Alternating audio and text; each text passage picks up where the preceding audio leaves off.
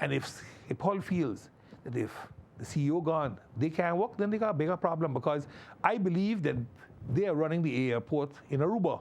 They have a CEO there. They have a CFO there in Aruba. The CEO and the CFO belong to the Royal Group from Schiphol. They run the Toronto International Airport. They run JFK. These people know their job. So please don't tell me if the CEO gone, I can't reconstruct the airport. Don't take everybody for a fool. I have a problem when you do that to me, because I'll show you that I'm not a fool. I'm not an uneducated fool. But pardon the expression, I think our government has been acting like a fool in a way.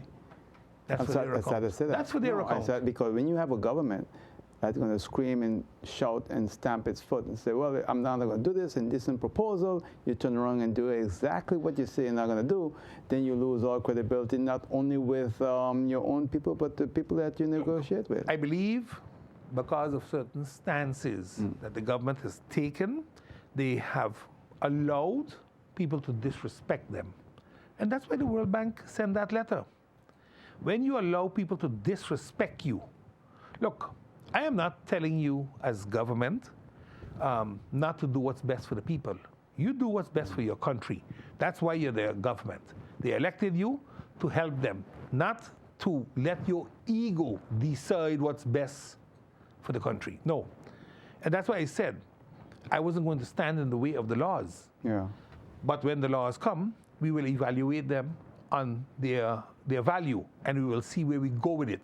Look, I stated before, if it's good for St. Martin, I will support it. If it's not good for St. Martin, I will not support it. Now, what is good for St. Martin?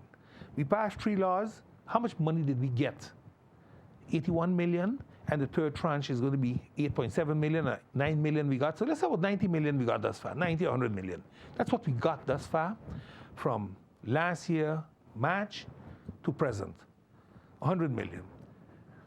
Can we pick up 100 million now and pay it back to the Dutch? I don't think so, unless we take a loan someplace.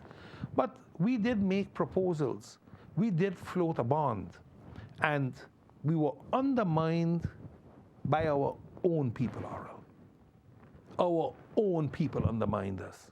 Because the bond was floated, not because it was illegal, but because it was legal. That's why the central bank floated the bond. But I understand it was already bought. They already had buyers. There were buyers in Curacao. I know for a fact that there were buyers in Curacao.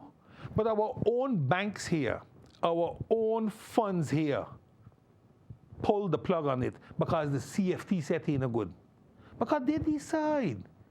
We are not good enough to think for ourselves sometimes. I don't care how they feel about it, but I have a problem when you cannot think for yourself and you become somebody's puppet. And when that person said, "Tain't good," you're going to say, "Okay, I agree, tain't good." Think for yourself, man. Make a mistake, get up, dust off your pants, and move on. But this was not a mistake. This was a valid bond. But okay, we missed that chance. We let it go. So when people say, "Oh, but we don't have a choice," we had a choice. We didn't make use of the choice. Months ago, I think back in April, May last year, I said, why don't we look at the government-owned companies we have and make an assessment, have SOB make an assessment of them, see what they're worth, and see if we can sell their assets to government-owned entities or to the Dutch government, just like how the Dutch government once bought shares into the harbor, right, and then they gave it back. And I'm not talking about give back now, but they bought it those days, and it was part of it was for the loan. That was the NIB, the Nederlandse Investeringsbank, I believe it was called that time. And you then raise an X amount of capital. If you can't pay back that capital in a X amount of time, and we're now talking 10 years, maybe 15 years, they will have the right to do certain things. You can even say, look at certain companies and say, okay, do I want to partner these companies with bigger companies and sell, for example, a 49% share, or sell a 51% share, but hold on to the golden share where you can set certain criteria when it comes to raising fees and connections, et cetera, et cetera. Right.